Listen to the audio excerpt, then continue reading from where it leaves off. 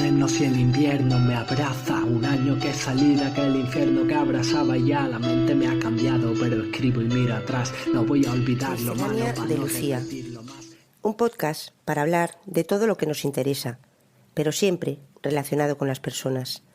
Porque las personas somos lo más importante de las vidas personales y profesionales.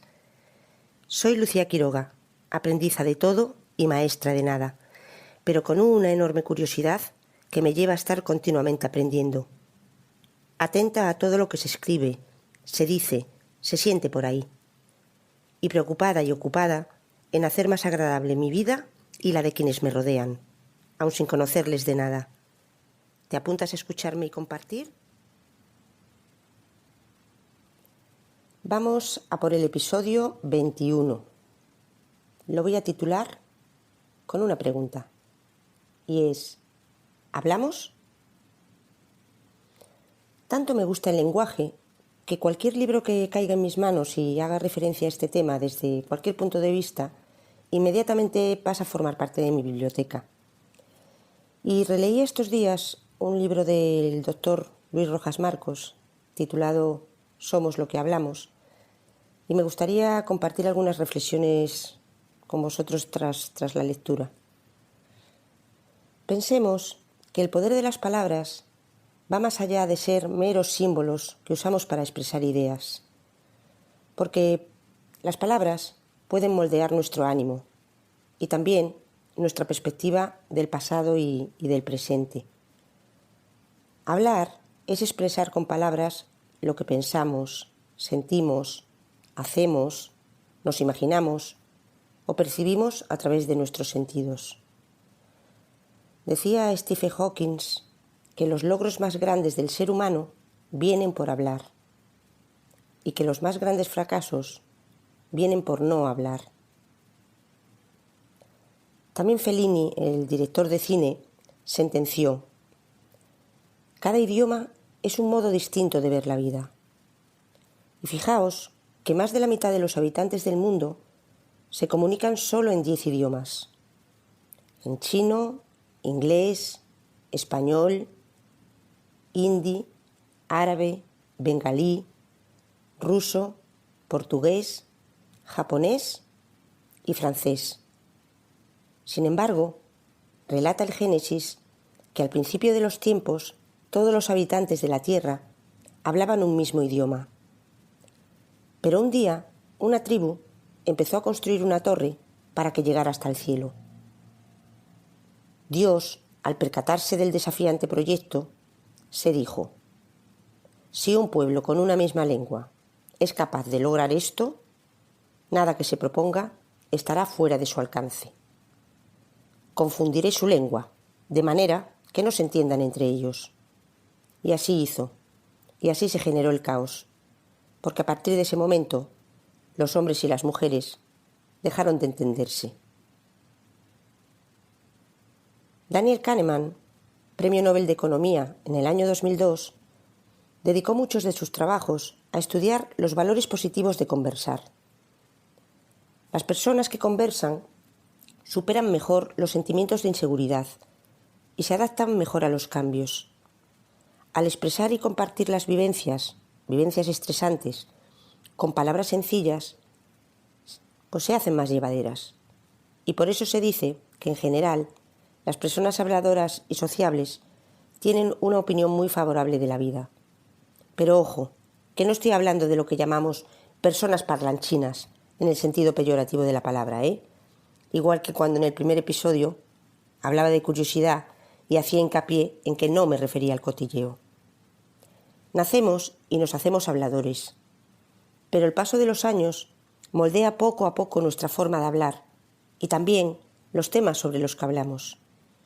Y además de por otros motivos, esto se debe a la influencia de nuestra cultura.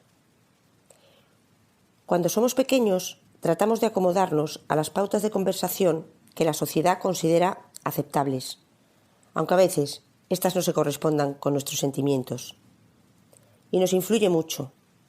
Por ejemplo, en las sociedades individualistas, como la europea o la estadounidense, donde las necesidades, ambiciones y metas del individuo suelen tener preferencias sobre las del grupo, las personas hablan con facilidad de sí mismas y de sus valores. Opinar, debatir y expresar lo que uno piensa o siente es muy común y aceptado en estos entornos. En cambio, en las sociedades colectivistas, como Japón o la India, expresar abiertamente lo que uno piensa o siente no es popular. El silencio disciplinado y la reflexión se valoran por encima del habla. Pero más allá de estas generalidades o curiosidades culturales, en España no se habla, por ejemplo, comúnmente de la felicidad, incluso cuando las personas se sientan muy dichosas. Y esto es porque en España la dicha se considera algo personal, privado, casi secreto. Y sin embargo, sí es del todo aceptable comentar las desdichas, tanto las propias como las ajenas. De hecho, la queja juega un papel fundamental en el lenguaje de nuestro día a día. Y así, las personas que se consideran felices tienden a pasar desapercibidas, o incluso a ser envidiadas, o tomadas por inconscientes. En nuestra sociedad, desde hace siglos, los valores culturales equiparan la palabra optimista con ingenuidad, incluso con ignorancia. Hay muchas personas a las que les molesta esa manía, dicen, de algunos, en empeñarse que todo está bien, cuando las cosas van realmente mal. Cada persona revela continuamente el concepto que tiene de sí misma a través de sus actitudes, opiniones, decisiones y forma de comunicarse. Y desde pequeños nos damos cuenta de que la forma de comportarnos y relacionarnos juega un papel fundamental en la valoración que los demás hacen de nosotros y, por tanto, en nuestra propia valoración o autoestima. Al hablar, nos dejamos ver, expresamos nuestros sentimientos, revelamos nuestra forma de ser. Y en general, nos agrada mucho más escuchar a personas que expresan emociones positivas que a quienes comunican estados de ánimo negativos. Y esto es porque las emociones no las sienten solo quienes las expresan, sino que nos las transmiten a quienes las escuchamos. Porque el lenguaje refleja nuestro estado de ánimo. Las palabras que usamos, el volumen y el tono de voz cambian según nos encontremos emocionalmente, ¿a que sí? Hasta ahora hemos hablado de hablar con los demás, pero ¿qué pasa con lo de hablar con nosotros mismos en todo momento y ejercer tanto de comentaristas como de oyentes, incluso de jueces de nosotros mismos? Porque sin duda, para la gran mayoría de los seres humanos, lo más importante del mundo, ¿qué es? Pues es uno mismo.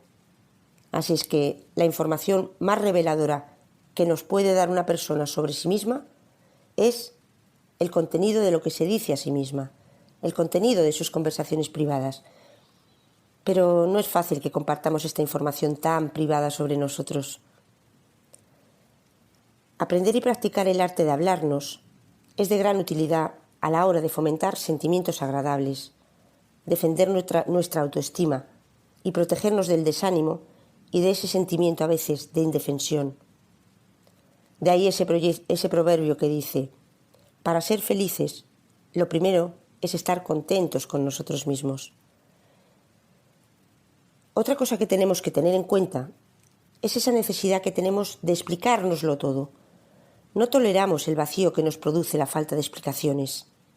Cada uno desarrollamos nuestra forma particular de explicarnos las situaciones que vivimos. Pero normalmente nos explicamos nuestros éxitos por nuestras propias competencias y nuestros fracasos, en cambio, los explicamos por la mala suerte. Y fijaos, al revés, nos explicamos que las otras personas triunfan por suerte y que pierden por ineptitud. Hay que ver los subjetivos que somos, ¿verdad? También utilizamos mucho la comparación para evaluar las cosas que nos pasan. La comparación con nuestras experiencias pasadas, pero también la comparación con las cosas que les pasan a las demás personas. Es cuando decimos eso de, bueno, me pasa esto, pero por lo menos no soy el único. Así es que fijaos lo importante que es mejorar los diálogos con nosotros mismos. Cuenta mucho en nuestras vidas cómo nos hablamos y qué nos decimos. Una regla de oro debería ser: no te digas a ti mismo lo que no quieres que te digan los demás. Háblate a ti mismo como te gusta que te hablen los demás. Y otra cosa importante, cuidado cuando nos decimos debería o no debería, porque si no lo reflexionamos bien, los debería y los no debería pueden convertirse en veneno que alimenta en nosotros sentimientos de fracaso, desmoralización y desesperanza. No permitas que tu charla interior te haga confundir lo real con lo ideal. Si tienes sentimientos de ansiedad, tristeza, indefensión, transfórmalos en palabras y si puedes y quieres, compártelo con otras personas. Pero también comparte tus momentos dichosos, que seguro que los tienes.